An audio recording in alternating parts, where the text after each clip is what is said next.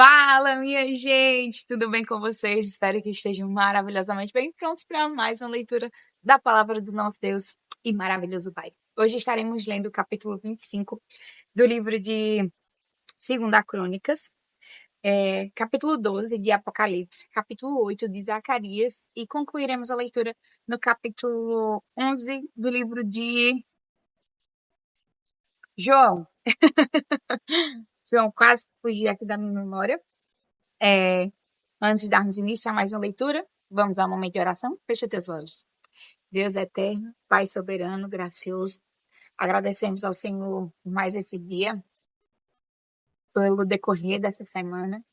Te bendizemos pelo teu cuidado, a tua bondade que foi derramada e é derramada sobre a nossa vida. Obrigado pelas tuas misericórdias, ó Deus, por nos suprir as necessidades e nos abençoar com o teu precioso evangelho. Nos ajuda a entender, ó Pai, a tua palavra que estaremos lendo nesse momento, como também estaremos ouvindo, Pai. Que o Senhor nos dê a graça de reter esse conhecimento, de colocar em prática, Santo Deus, e que em todo o tempo a gente venha honrar o Senhor e a tua palavra. É assim que oramos ao Senhor, pedindo sabedoria para administrar o conhecimento que o Senhor tem nos dado e que o Senhor ainda irá nos abençoar.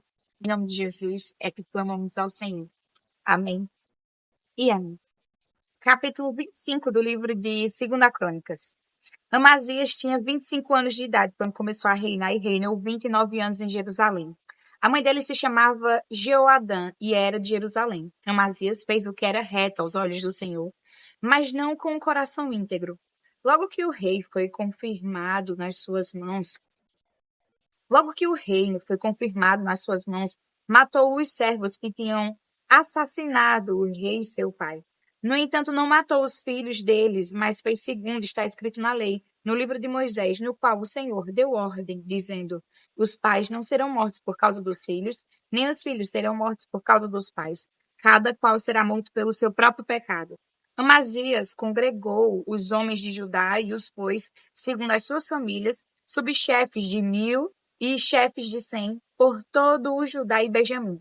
Contou os que tinham 20 anos de idade para cima e descobriu que havia 300.000 homens escolhidos capazes de sair à guerra e manejar lança e escudo. Também contratou 100.000 homens valentes de Israel por 3.400 quilos de prata. Porém, certo homem de Deus foi falar com Amazias e disse: ó rei, não deixe que o exército de Israel o acompanhe, porque o Senhor não está com Israel, isto é, com nenhum dos filhos de Efraim. Porém, vá sozinho, entre em ação e seja corajoso. Do contrário, Deus faria com que você caísse diante do inimigo, porque Deus tem poder para dar a vitória ou a derrota. Amazias perguntou ao homem de Deus: e o que será dos 3.400 quilos de prata que paguei às tropas de Israel? Ao que o homem de Deus respondeu: o Senhor pode lhe dar muito mais do que isso. Então Amazias dispensou as tropas que tinham vindo de Efraim, dizendo que voltassem para casa. Eles ficaram muito irritados com o povo de Judá e voltaram para casa enfurecidos. Amazias tomou coragem e conduziu o seu povo. Foi até o vale do Sal, onde matou 10.000 dos filhos de Seir. Também os filhos de Judá prenderam vivos 10.000 e os levaram até o alto de um penhasco, de onde os precipitaram, de modo que foram todos esmigalhados. Porém, os homens das tropas de Amazias tinham mandado embora para que não fosse com ele à guerra. Atacaram as cidades de Judá, desde Samaria até Bet-Horon. Mataram 3.000 e levaram muitos despojos. Quando Amazias voltou da matança dos Edomitas, trouxe consigo os deuses dos filhos de Seir, tomou-os por seus deuses, adorou-os e lhes queimou incenso. Então o Senhor ficou irado com Amazias e enviou-lhe um profeta que lhe disse: por que você está buscando deuses que não puderam livrar do seu ataque o povo deles? Enquanto o profeta ainda falava, o rei lhe disse: por acaso pusemos você por conselheiro do rei? Pare com isso. Por que teríamos de matar você? Então o profeta parou, mas disse: sei que Deus resolveu destruí-lo, porque você fez isso e não deu ouvidos ao meu conselho.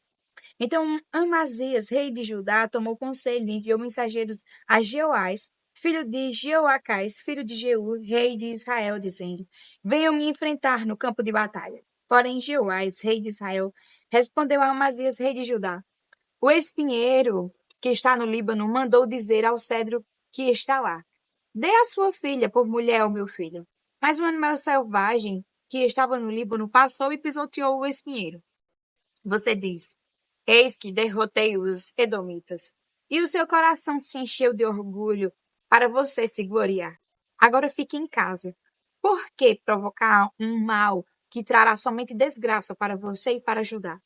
Mas Amazias não quis atender, porque isto vinha de Deus para entregá-los nas mãos dos inimigos, porque buscaram os deuses dos Edomitas. Então Jeoás, rei de Israel, avançou contra Amazias, rei de Judá, e eles se enfrentaram em Bet-Semes, que está em Judá. Judá foi derrotado por Israel e os soldados tiveram de fugir para as suas casas. Jeoás, rei de Israel, prendeu Amazias, rei de Judá, filho de Jeoás, filho de Jeoacás, em Bet-Semes. Levou-o a Jerusalém, onde derrubou uma parte da muralha da cidade, desde o portão de Efraim até o portão da esquina, no extremo, numa extensão de mais ou menos 200 metros. Pegou todo o ouro e a prata e todos os utensílios que havia na casa de Deus, com Obed-edom, e os tesouros do palácio real, bem como alguns reféns, e voltou para Samaria. Amazias, filho de Joás, rei de Judá, viveu 15 anos, depois da morte de Jeoás, filho de Jeoacás, rei de Israel. Quanto aos demais atos de Amazias, tanto os primeiros como os últimos, não está tudo escrito no livro da história dos reis de Judá e de Israel? Depois que Amazias deixou de seguir o Senhor, conspiraram contra ele em Jerusalém, e ele fugiu para Laquis. Porém enviaram homens atrás dele até Laquis e o mataram. Trouxeram-no sobre cavalos e o sepultaram junto a seus pais, na cidade de Davi. Capítulo 12 do livro de Apocalipse. Viu-se grande sinal no céu, uma mulher vestida do sol, com a lua debaixo dos pés e uma coroa de 12 estrelas na cabeça. A mulher estava grávida e gritava com dores de parto, sofrendo tormentos para dar à luz. Viu-se também outro sinal no céu. Eis um dragão, grande, vermelho, com 7 cabeças e 10 chifres, e nas cabeças 7 diademas. A sua cauda arrastou até essa parte das estrelas do céu, as quais lançou para a terra. E o dragão se deteve diante da mulher que estava para dar à luz, a fim de devorar o filho dela quando nascesse. Ela deu à luz um filho homem, que há de governar todas as nações com cetro de ferro. E o filho da mulher foi arrebatado para junto de Deus e do seu trono. A mulher, porém, fugiu para o deserto, onde Deus lhe havia preparado um lugar para que nele a sustentem durante 1270 dias. Então estourou a guerra no céu. Miguel e os seus anjos lutaram contra o dragão. Também o dragão e os seus anjos lutaram, mas não conseguiram sair vitoriosos e não havia mais lugar para eles no céu. E foi expulso o grande dragão, a antiga serpente, que se chama Diabo e Satanás, o sedutor de todo mundo. Ele foi atirado para a terra, e com ele os seus anjos. Então ouvi uma voz forte no céu, proclamando: Agora veio a salvação, o poder, o reino do nosso Deus e a autoridade do seu Cristo, pois foi expulso o acusador de nossos irmãos, o mesmo que os acusa de dia e de noite diante do nosso Deus. Eles os venceram por causa do sangue do Cordeiro e por causa da palavra do testemunho que deram. E mesmo diante da morte, não amaram a própria vida. Por isso, alegrem-se, ó céus, e vocês que neles habitam. Ai da terra e do mar, pois o diabo desceu até vocês, cheio de fúria, sabendo que pouco tempo lhe resta. Quando o dragão viu que tinha sido atirado para a terra, perseguiu a mulher que tinha dado à luz o filho homem. Mas foram dadas à mulher as 2 asas da grande águia para que voasse para o deserto, para o seu lugar. Aí onde é sustentada durante um tempo, tempos e metade de um tempo, fora do alcance da serpente. Então a serpente lançou da boca água como um rio atrás da mulher, a fim de fazer com que ela fosse arrastada pelas águas. A terra, porém, socorreu a mulher, abriu a sua boca e engoliu o rio que o dragão tinha lançado de sua boca. O dragão ficou irado com a mulher e foi travar guerra com o restante da descendência dela, ou seja, os que guardam os mandamentos de Deus e têm o testemunho de Jesus. e o dragão se pôs em pé sobre a areia do mar. Capítulo 8 do livro de Zacarias. A palavra do Senhor dos Exércitos veio a mim, dizendo: Assim diz o Senhor dos Exércitos: Tenho grande amor por Sião, e um amor tão grande que me leva à indignação contra os seus inimigos. Assim diz o Senhor: Voltarei para Sião e habitarei no meio de Jerusalém. E Jerusalém será chamada de Cidade Fiel, e o monte do Senhor dos Exércitos será chamado de Monte Santo. Assim diz o Senhor dos Exércitos: os velhos e as velhas voltarão a assentar-se nas praças de Jerusalém, levando cada um na mão a sua bengala, por causa da sua muita idade. As praças da cidade se encherão de meninos e meninas que nelas brincarão. Assim diz o Senhor dos Exércitos. Isso pode parecer impossível aos olhos do remanescente deste povo naqueles dias, mas não será impossível para mim, diz o Senhor dos Exércitos. Assim diz o Senhor dos Exércitos: eis que salvarei o meu povo, tirando-o da terra do Oriente e da terra do Ocidente. Eu os trarei e habitarão em Jerusalém. Eles serão o meu povo e eu serei o seu Deus, em verdade e em justiça. Assim diz o Senhor dos Exércitos. Sejam fortes todos vocês que nestes dias estão ouvindo estas palavras da boca dos profetas, a saber, nos dias em que foram lançados os alicerces da casa do Senhor dos Exércitos, para que o templo fosse construído. Porque antes daqueles dias não havia salário para os trabalhadores, nem pagamento pelo trabalho dos animais. Não havia paz para o que entrava, nem para o que saía por causa dos inimigos, porque eu incitei cada um contra o seu próximo. Mas agora não tratarei o remanescente deste povo como tratei o povo no passado, diz o Senhor dos Exércitos. Porque haverá semeadura em paz, as videiras darão o seu fruto, a terra as suas colheitas e os céus o seu orvalho. E farei com que o remanescente deste povo herde tudo isso.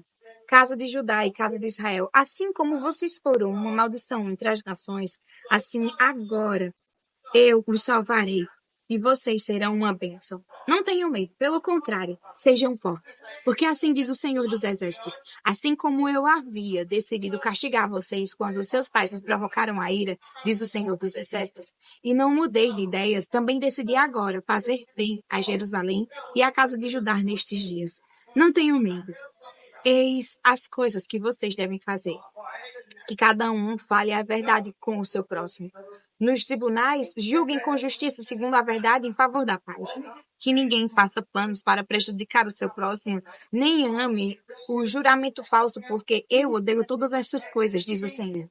A palavra do Senhor dos Exércitos veio a mim dizendo: assim diz o Senhor dos Exércitos: o jejum do quarto mês, o do quinto, o do sétimo e do 10º serão para a casa de Judá um dia de júbilo, alegria e festividades solenes. Portanto, amem a verdade e a paz.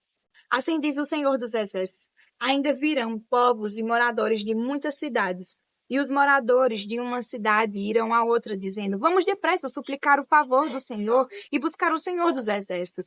Eu também irei. Muitos povos e nações poderosas virão a Jerusalém buscar o Senhor dos Exércitos e suplicar o favor do Senhor. Assim diz o Senhor dos Exércitos: naqueles dias, 10 homens de todas as línguas das nações pegarão na borda da roupa de um judeu e lhe dirão: queremos ir com você, porque ouvimos que Deus está com vocês. Capítulo 11 do livro de João. Um homem chamado Lázaro estava doente. Ele era de Betânia, da aldeia de Maria e de sua irmã Marta. Esta Marta, cujo irmão Lázaro estava doente, era a mesma que ungiu o Senhor com perfume e lhe enxugou os pés com os seus cabelos. Por isso, as irmãs de Lázaro mandaram dizer a Jesus: aquele que o Senhor ama está doente. Ao receber a notícia, Jesus disse: essa doença não é para a morte, mas para a glória de Deus, a fim de que o Filho de Deus seja glorificado por meio dela. Ora, Jesus amava Marta e a irmã dela, e também Lázaro. Quando soube que Lázaro estava doente, ainda se demorou 2 dias no lugar onde estava. Depois, disse aos seus discípulos: vamos outra vez para a Judeia. Os discípulos disseram: mestre, ainda há pouco os judeus queriam apedrejá-lo e o Senhor quer voltar para lá? Jesus respondeu: Não é verdade que o dia tem 12 horas? Se alguém andar de dia, não tropeça, porque vê a luz deste mundo. Mas se andar de noite, tropeça, porque nele não há luz. Tendo dito isso, acrescentou: Nosso amigo Lázaro adormeceu, mas vou para despertá-lo. Então os discípulos disseram: Senhor, se dorme, estará salvo. Mas Jesus falava da morte de Lázaro. Mas eles pensavam que tivesse falado do repouso do sono. Então Jesus lhe disse claramente: Lázaro morreu. Por causa de vocês, me alegro de que não estivesse lá, para que vocês possam crer. Mas vamos até ele. Então Tomé, chamado Dídimo, disse aos outros discípulos: Vamos também nós para morrer com o mestre. Quando Jesus chegou, encontrou Lázaro já sepultado havia 4 dias. Ora, Betânia ficava a mais ou menos 3 quilômetros de Jerusalém. Muitos dos judeus vieram visitar Marta e Maria a fim de consolá-las por causa do irmão. Marta, quando soube que Jesus estava chegando, foi encontrar-se com ele. Maria, porém, ficou sentada em casa. Então Marta disse a Jesus: Se o Senhor estivesse aqui, o meu irmão não teria morrido. Mas também sei que, mesmo agora, tudo o que o Senhor pedir a Deus, ele concederá.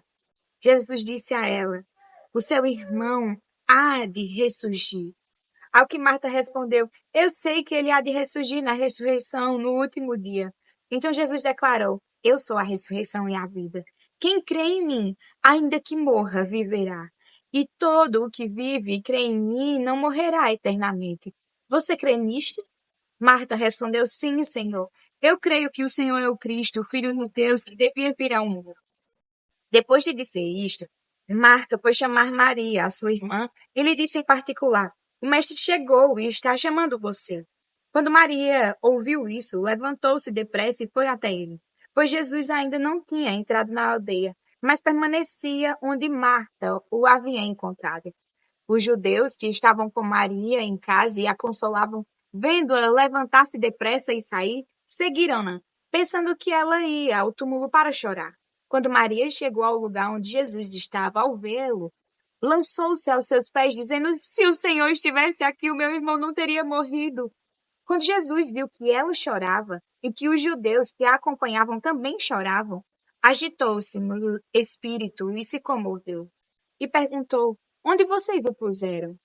Eles responderam: Senhor, venha ver. Jesus chorou. Então os judeus disseram: Vejam o quanto ele o amava. Mas alguns disseram: Será que ele, que abriu os olhos ao cego, não podia fazer com que Lázaro não morresse? Jesus, agitando-se novamente em si mesmo, foi até o túmulo, que era uma gruta em cuja entrada tinham colocado uma pedra. Então Jesus ordenou: Tirem a pedra. Marta, irmã do falecido, disse a Jesus: Senhor, já cheira mal, porque está morto há 4 dias. Jesus respondeu: Eu não disse a você que, se cresce, veria a glória de Deus? Então tiraram a pedra. E Jesus, levantando os olhos para o céu, disse: Pai, graças te dou porque me ouvistes. Eu sei que sempre me ouves, mas falei isso por causa da multidão presente, para que creiam que tu me enviastes. E depois de dizer isso, clamou em alta voz: Lázaro, venha para fora. Aquele que tinha morrido saiu, tendo os pés e as mãos amarrados com ataduras e o rosto envolto num lenço. Então Jesus lhes ordenou: Desamarrem-no e deixem que ele vá. Muitos dos judeus que tinham vindo visitar Maria, vendo o que Jesus havia feito, creram nele. Outros, porém, foram até os fariseus e lhes contaram o que Jesus havia feito. Então os principais sacerdotes e os fariseus convocaram o sinédrio e disseram: O que estamos fazendo, uma vez que este homem opera muitos sinais? Se o deixarmos assim, todos crerão nele. Depois virão os romanos e tomarão não só o nosso lugar, mas a própria nação. Mas um deles, Caifás, que era um sumo sacerdote naquele ano, advertiu-os dizendo: Vocês não sabem nada, nem entendem que é melhor para vocês que morra um só homem pelo povo e não que venha a perecer toda a nação. Ora, Caifás não disse isto por conta própria, mas sendo sumo sacerdote naquele ano, profetizou que Jesus estava para morrer pela nação. E não somente pela nação, mas também para reunir em um só corpo os filhos de Deus que andam dispersos. Desde aquele dia resolveram matar Jesus. Assim sendo, Jesus já não andava publicamente entre os judeus, mas retirou-se para uma região vizinha ao deserto, para uma cidade chamada Efraim, onde permaneceu com os discípulos. Estava próxima a Páscoa dos judeus e muitos daquela região foram a Jerusalém antes da Páscoa para se purificar. Lá procuravam Jesus e, estando eles no templo, diziam uns aos outros: O que vocês acham? Ele não virá à festa? Ora, os principais sacerdotes e os fariseus haviam ordenado que, se alguém soubesse onde ele estava, o denunciasse para que pudessem prendê-lo. Amém. Até mais, para mais uma leitura da palavra do Senhor. Fiquem com Deus.